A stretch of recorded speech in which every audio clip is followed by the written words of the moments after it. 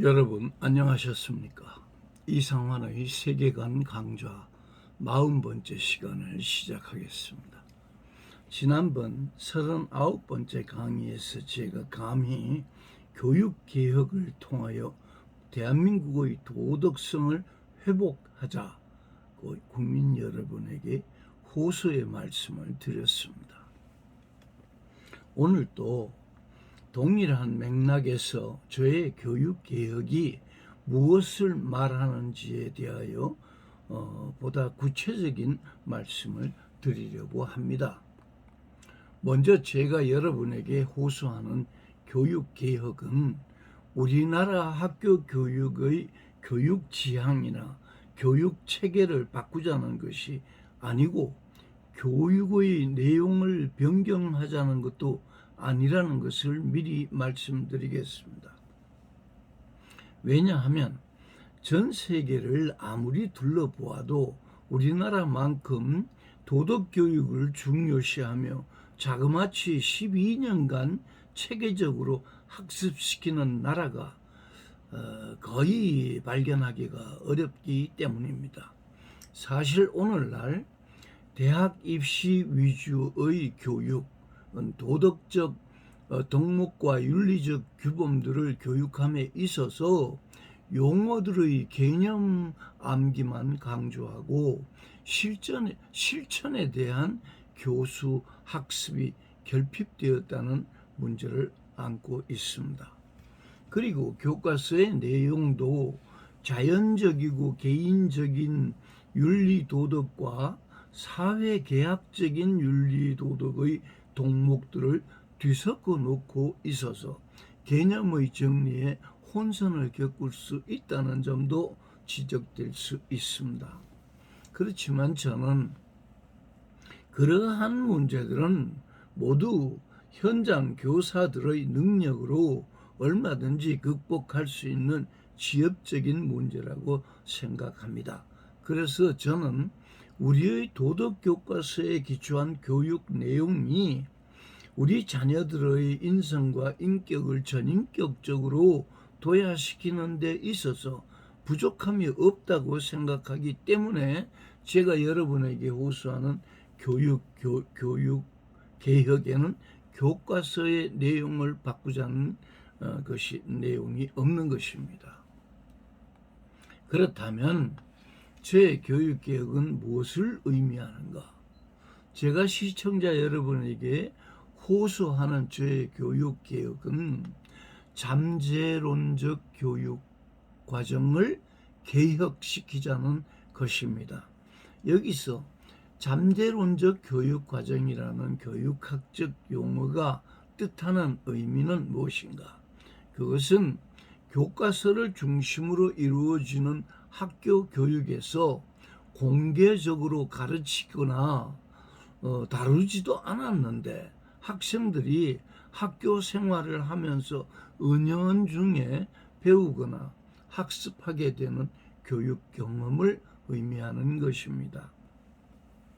즉 우리의 자녀들은 학교 생활을 하는 동안에 표면적으로는 학교의 공식적인 교육과정에 의도하는 올바른 윤리도덕을 배우지만 그와 동시에 잠재론적인 교육과정을 통하여 학교와 교사가 의도하지 않은 비도덕적이고 비윤리적인 경험들을 실제로 배우고 있다 그 말입니다. 그것을 개혁해야 된다 그 말입니다. 그래서 제가 여러분에게 호소하는 교육개혁을 통한 도덕성 회복은 이와 같은 잠재론적 교육과정이 개혁되어야 한다는 것입니다. 이러한 교육개혁의 주체는 학교와 교사 그리고 부모들이 되겠습니다. 즉 제가 생각하는 교육개혁은 첫째로 학칙이 엄중하게 적용되는 학교를 필요로 합니다. 둘째, 학생들에게 모범이 되는 교사들을 필요로 합니다. 셋째, 자식들에게 선함의 본이 되는 부모들을 필요로 합니다.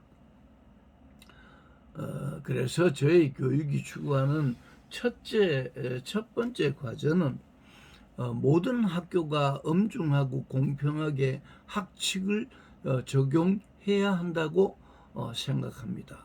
왜냐하면 학칙을 어겨도 뚜렷한 제재가 없을 때는 그 학교에서 실행되는 윤리 도덕 교육은 거의 효과가 없을 것이기 때문입니다. 예를 들자면 이렇습니다. 학생들은 학교에서 교과서 중심의 교육 과정을 통하여 정직이라는 덕목을 배우고 정직한 행동이 옳다는 것을 윤리 도덕적 규범으로 생각합니다만 학생들이 실제로 인식하는 정직이란 가치의 의미는 그것이 자신의 학업을 어렵게 만들고 자기에게 손해를 입히는 불편한 덕목으로 인식되어 있다는 것입니다. 왜 이와 같은 가치관의 전도 현상이 발생하는가? 그것은 학습자들이 교과서를 통하여 공식적으로 배우는 정직함의 의미와 학교 생활을 통하여 직접 체험하게 되는 정직함의 의미가 전혀 다르기 때문입니다. 이를테면 시험 시간에 커닝을 하거나 과제물을 제출할 때 친구의 것을 베껴서 제출하는 등의 행위는 분명히 부정직한 행위이고 처벌을 받아야 할 편법입니다. 그렇지만 학교는 그러한 학생들의 부정행위와 편법을 알면서도 제대로 적발하여 처벌하지 않고 대충 넘어가고 있다는 것이 학생들의 생각입니다. 학생들이 이해하기로 학교 또는 교사는 그와 같은 학생들의 부정행위를 적발하게 되면은 그 뒤에 따르는 여러 가지 문제로 오히려 곤란을 겪게 되기 때문에 아예 눈을 감아버린다는 것입니다. 그래서 동료들의 커닝에 협조하지 않거나 과제물 베끼기에 동조하지 않는 정직한 학생은 동료들로부터 심한 욕설이나 폭력을 당하게 되는 경우가 있다는 것입니다. 그래서 학생들 사이에서는 커닝을 안 하면 나만 손해이고 정직하게 행동하면 나만 등신 취급을 받는다고 생각하게 되었다는 것입니다. 결국 교과서를 통하여 공식적 교육 과정에서는 정직함이 올바르다는 것을 가르치고 있지만 현실에서 형성되는 잠재론적 교육 과정에서 정직함은 자신에게 올무가 되고 손해를 입히는 불편한 가치가 되니 우리의 자녀들은 정직하게 행동할 수 없게 되는 것입니다. 그래서 일반적으로 학생들은 그러한 불의를 저지르고도 아무런 가책을 느끼지 않으며 그러한 학생들의 속임수를 알고도 넘어가주는 교사나 학교를 무시하고 얕잡아 보기까지 하며 부정행위를 반복하게 된다는 것이 학생들의 관점이고 생각입니다. 또 기성세대인 우리 부모들이 생각할 문제는 학교 폭력에 대해서입니다. 모든 학생들은 우리의 자녀들이라는 관점에서 생각할 때 학교 폭력에 관여한 학생들을 처벌하는 원칙은 그러한 학생들이 또다시 같은 잘못을 저지르지 않도록 교화시키는 것입니다. 그렇지만 학교는 폭력을 행사하는 학생들을 처벌함에 있어서 교화를 원칙으로 적용하는 것은 옳지만 처벌의 방법과 내용이 발생시키는 잠재론적 교육 효과에 대하여 각별한 검토와 관리가 필요하다고 저는 생각하고 있습니다. 일반적으로 학생들은 폭력을 행사하는 불량한 학생들에 대한 학교의 학칙과 부여하는 벌칙이 지나치게 느슨하다고 생각하며 그처럼 느슨한 처분이 폭력을 저지르는 학생들을 반성시키기보다 오히려 그들의 폭력을 장려하는 효과가 있다고 생각하고 있습니다. 즉 학교에는 불량한 학생들이 많은데 학교가 그런 문제에 대하여 적절하게 적극적으로 대처하지 않음으로 인하여 학교 폭력이 근절되지 않고 점점 더 늘어난다고 보는 것이 학생들의 관점이다, 그 말입니다. 저도 20여 년간 중고등학생들을 위한 교회 학교 교사로 봉사하면서 그들로부터 듣고 경험한 안타까운 일들이 많습니다만 학교 폭력에 대처하는 학교의 학직은 날로 점점 더 엄격해지는 것이 아니라 느슨해지고 있다는 것을 실감하고 있습니다. 요즘의 폭력 학생에 대한 학교의 대응은 학칙에 의하여 엄중하게 처벌하는 것이 아니라 교화를 목적으로 삼고 놀이 같고 소풍 같은 과제를 부여한다고 합니다. 즉 학교가 내리는 처벌이 전혀 엄중하지 않고 기껏해야 선생님과 함께 영화관에 가서 교육적인 영화를 보고 오거나 야구장에 가서 야구를 관람하고 오거나 대관령에 가서 캠핑을 하고 오는 등 선생님과 함께 놀러 다니는 것이 처벌의 내용이라는 것입니다. 학생들은 이처럼 학교의 벌칙이 느슨하기 때문에 학교 폭력은 없어지지 않는다고 말합니다. 이러한 학생들의 불만에 대하여 학교 측은 불량한 학생들을 교화시키려면 그런 방법을 취할 수밖에 없다고 말하지만 학생들의 일반적인 생각은 전혀 다릅니다. 왜냐하면 학생들이 볼 때 처벌의 당사자인 불량 학생들은 그러한 학교의 교화 방침에 대하여 자신의 잘못을 반성하기는커녕 오히려 출석이 인정되는 소풍 정도로 생각하기 때문에 그들의 폭력 행위는 더욱 반복된다는 것입니다. 즉 폭력을 저지르고 교화 처분을 받은 학생은 또 다른 학생들을 괴롭히는 것은 그러한 자신의 행위가 발각되더라도 또 선생님과 소풍을 다녀오면 그만이라고 생각하기 때문에 그들의 폭력 행위는 반복된다는 것입니다. 이처럼 학생들의 눈에 엉성하고 느슨하게 비치는 교화 위주의 학칙 적용은 가해 학생은 본인은 물론 피해 학생과 그 외의 모든 학생들의 윤리 도덕성을 파괴하는 결과를 초래하게 되고 학생들은 법과 규칙보다 가까운 것이 주먹이라는 굉장히 오래된 전통적인 사고방식을 배우게 되어 그 어떤 윤리 도덕 교육도 그 본연의 교육 효과를 기대할 수 없게 되었다 하는 것이 오늘의 실정입니다. 그러므로 학칙의 적용은 교화가 핵심이 되어야 하지만 그 방법에 있어서는 잠재론적인 교육 효과를 고려하며 더욱 지혜롭고 엄중하게 이루어져야 한다고 생각하는 것입니다. 두 번째, 도덕성 회복을 위해서는 학생의 롤 모델이 되는 교사가 우리에게는 필요합니다. 교사의 자질과 특성은 학생들에게 모방의 대상이 됩니다.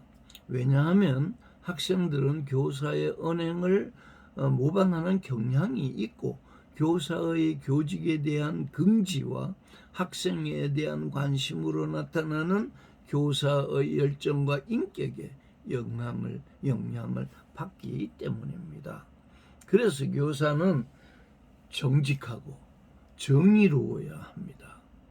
김종서의 연구에 의하면 우리나라의 교사들에 대한 학생들의 인식은 선생님들이 갖가지 비위와 연루되어 있다는 것입니다. 부정행위와 연루되어 있다는 것입니다.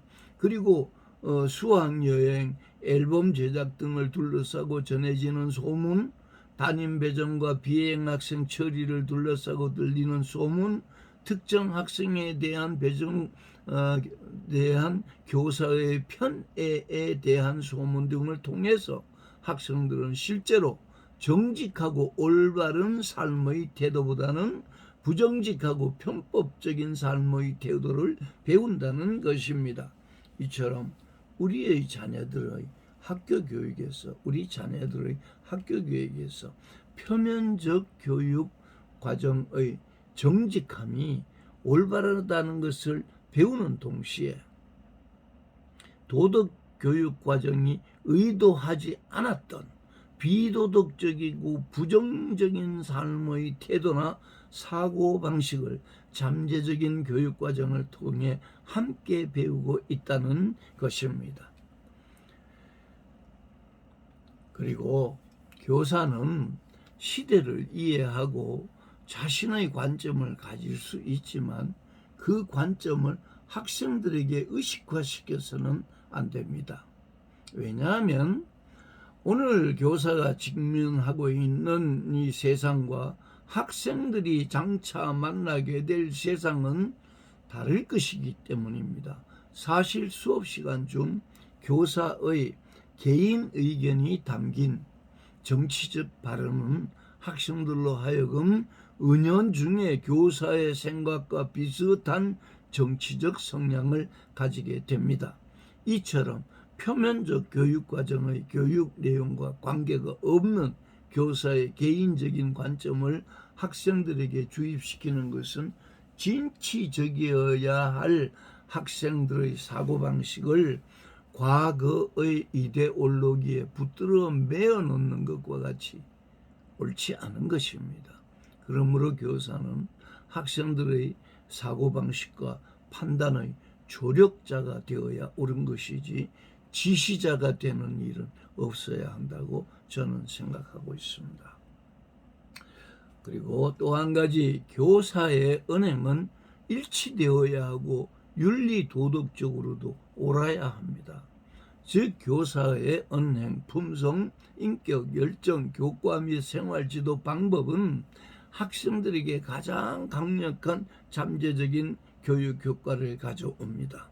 따라서 교사의 가치관 및 교육 철학은 사회가 요구하는 가치에 편향되지 않아야 하고 보편적으로 옳고 선해야 하는 것입니다. 왜냐하면 학생들은 교사의 칭찬과 벌, 금지사항과 권장사항 등을 통하여 사회적으로 용인되는 행동과 태도를 자연스럽게 배우기 때문입니다. 그러므로 교사들은 학생들의 연구 수업 또는 발표 수업을 연극으로 만드는 일이 없어야 합니다. 사실 연구 수업 또는 참관 수업은 상당한 전문성을 필요로 하기 때문에 경험이 부족한 교사들은 연구 수업을 학생들에게 잘 지도해야 할 책임이 있습니다. 그래서 일부의 교사들은 연구 수업을 학생들과 함께 연극 수업처럼 준비하는 경우가 있게 마련입니다. 그러한 경우 학생들은 연구 수업을 준비하고 참관자들 앞에서 발표하는 그런 전체적인 과정을 통하여 다른 사람들로부터 칭찬을 듣기 위해서는 거짓말도 해야 하고 편법과 요령을 사용해야 한다는 것을 그 과정을 통해 준비하는 과정을 통하여 교사로부터 배우게 됩니다. 따라서 교사는 자신의 과제를 완성하기 위해 학생들을 부도덕하고 부정직한 사람들로 만드는 연극 수업, 즉 잠재론적 교육 과정을 형성해서는 안 되는 것입니다. 이제 세 번째, 우리에게는 정직하고 정의로운 부모가 필요합니다. 부모는 먼저 자식 앞에서 정직해야 하고 자식 앞에서 이중적인 인격을 보여서는 안 됩니다. 왜냐하면 부모들의 부모들이 입으로는 내면적 가치를 강조하면서 실질적인 행동으로는 외면적 가치를 추구하는 이중인격적인 삶의 모습을 자녀들에게 보일 때 그 자식들의 내면에는 올바른 가치관과 윤리 도덕성이 자리를 잡을 수가 없게 됩니다. 이를테면 내신 성적에서 높은 등급을 받으려고 서울에서 공부하는 자식을 시골 학교로 전학시키거나 학교와 교사를 상대로 치맛바람을 일으키지 않아야 한다, 이 말입니다. 즉 우리 부모들은 자녀들에게 물질적인 유산보다 고상한 인격이 핵심이 되는 올바른 가치관과 윤리 도덕성을 정신적 유산으로 남겨주어야 한다고 생각하는 것입니다. 그러면 무엇이 올바른 윤리 도덕성이며 내면적 가치란 무엇이고 외면적 가치란 무엇인가? 저는 우리 한국인들이 추구해야 할 내면적 가치가 우리나라에 존재하는 종교적 진리에 모두 담겨 있다고 생각하는 사람입니다. 즉 우리는 불교가 가르치는 자비와 중생 그리고 10가지 선업의 도를 추구해야 합니다. 그리고 유교가 가르친 인과 사람의 본심을 말하는 사단을 토대로 발현되는 인의 예지의 도를 추구해야 옳습니다. 또한 성경이 가르치는 자기 희생적이고 이타적인 삶을 추구하며 성령의 열매를 맺어야 옳습니다. 성령의 열매란 물질에 대한 탐욕과 향락을 절제하는 마음가짐이며 그리스도 안에서 덕을 이루고 선한 일들을 찾아서 실천하는 삶 그 자체가 성령의 열매라고 말씀드리겠습니다. 그러나 만약에 내 인생은 나의 것이라는 생각으로 외면적 가치를 추구하는 사람에게 가지는 저의 생각은 그 인생의 과정과 결말이 한마디로 지옥이 된다고 저는 생각합니다. 왜냐하면 금전, 권력, 지위, 명예, 향락 등 현실에서 획득할 수 있는 실리적인 가치들, 즉 외면적 가치들을 지나치게 추구하게 되면 그 마음에는 언제나 탐욕이 깃들어 있게 되기 때문입니다. 그리고 탐욕의 뒤를 따라 술 취함과 방탕함, 음행과 호색은 물론 주술 또는 점수를 의지하게 되며 이웃과 원수를 맺으며 편을 가르고 분쟁하는 악한 일들이 뒤따르게 되어 있기 때문에 그 삶이 지옥과 같아진다. 꼭 그렇게 생각하는 것입니다. 이제 오늘의 강의를 정리해 보겠습니다.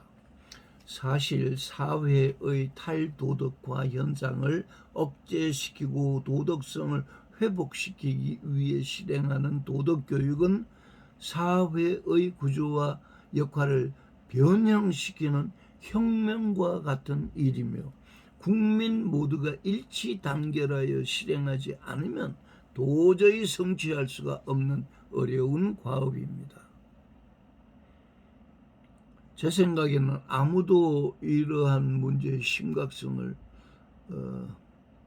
말하지 않는 것 같습니다. 그래서 저는 우리나라의 도덕성을 회복하고 탈도덕화의 길을 멈추게 하려면 교육의 의무를 지니고 있는 학교와 교사 그리고 가정의 부모들이 합력해야만 비로소 성취할 수 있다고 지금 호소하고 있는 것입니다.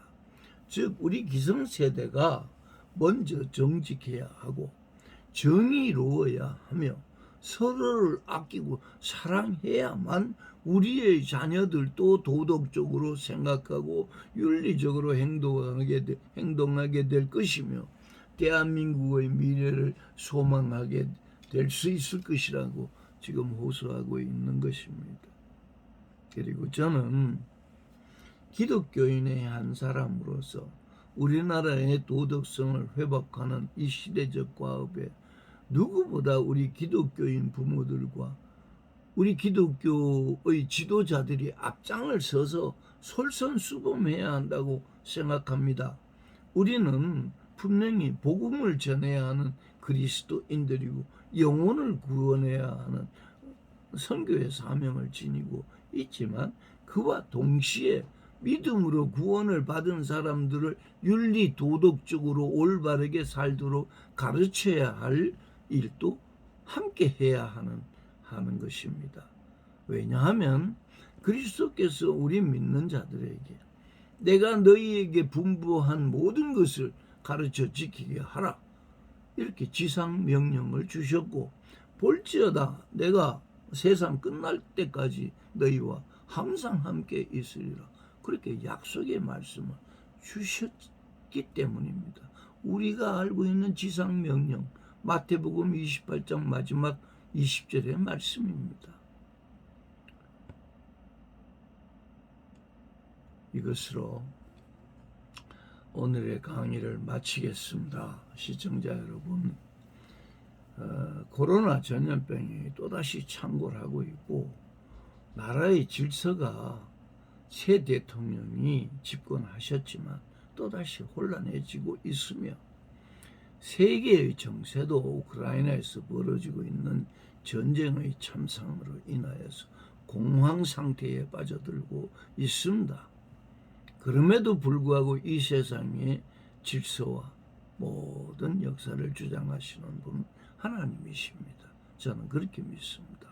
그래서 시청자 여러분께 간곡히 부탁드립니다. 부디 몸과 마음을 잘 다스리시고 지켜서 우리를 위협하는 모든 악의 세력들을 극복하시기 바랍니다.